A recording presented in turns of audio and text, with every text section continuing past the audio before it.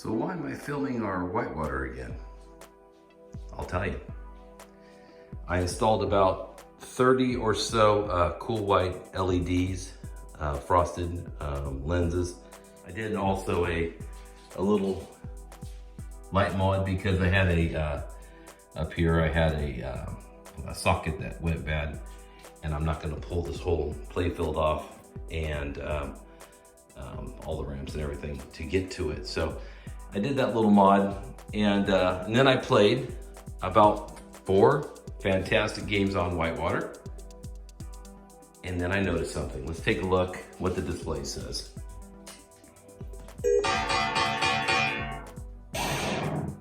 So the right flipper in the stroke. Now it's possible, I'm not sure, that I may have bumped it when I was doing these LEDs down below here.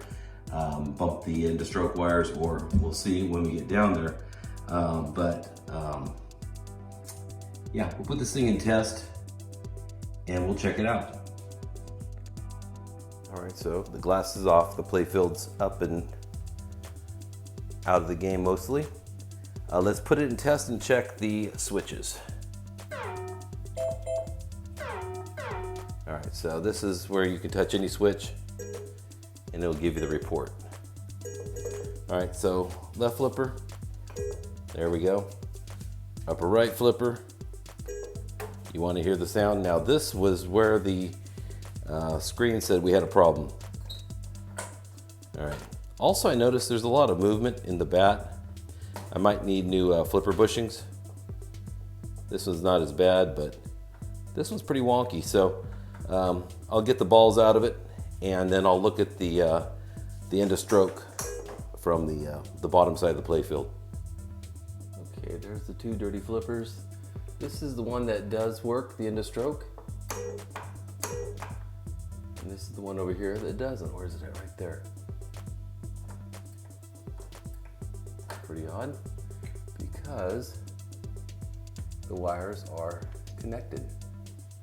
So I guess we're gonna have to trace these wires back, because, oh, there we go. There's just a little flaky switch action. Ah, okay. Well, I'll get in here, clean it up, make a nice adjustment to it, and then hopefully do a couple play test games and get whitewater back into our game room, out of the lab.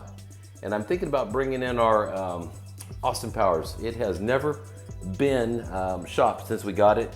I'd like to put some LEDs in it and some really nice silicone rubber rings, or silicone rings. All right, so looking at the end of stroke switch, the top wire, which was black with a green trace, it came right off of my hand, so it was barely hanging by a thread. I have my multimeter set up to tone. The switch is good. Nothing wrong with the switch. So now I just got to figure out, it's something in the wiring. Here's the wire, I've already stripped it. I'll actually reflow both the orange here on the bottom side, and then the green, black with the green trace on the top side. See if this makes it more reliable. We'll see. So I have the end of stroke. I went through and reflowed them, and funny thing is, I happened to look at the flipper base plates, and there were 6 of these screws here. Let me get my hand spun around. 6 of these screws missing from the base plate. Only one I needed to use the matchstick and glue method on the upper right one, but there were 6 of these missing. So it might be part of the reason why the flipper was kind of dancing around. Let's test the switch now. Now this is the one that will tell me if I did it right. So left was working fine, still works. Right one. All right, problem child's fixed. That's the end of strokes are all working in test. And I got a lot of wobble out of the flipper bats, because the flipper base plates were so poorly mounted to the bottom of the playfield. All right, gonna do some more tests. And if whitewater survives the test, I'm gonna bundle it up, take it into the game room.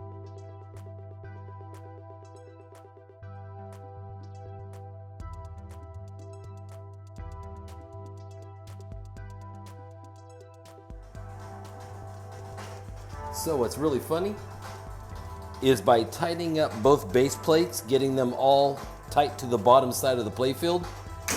They are snappy, just like a brand new flipper rebuild. So I consider that a win.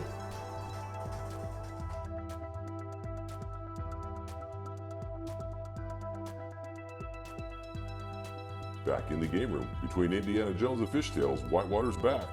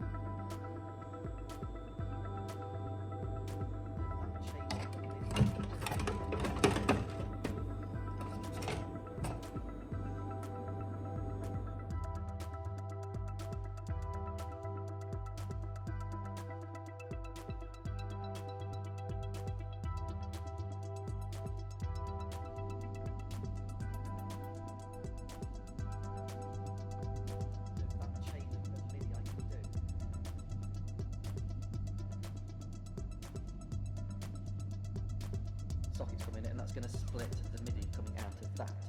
So one of those is going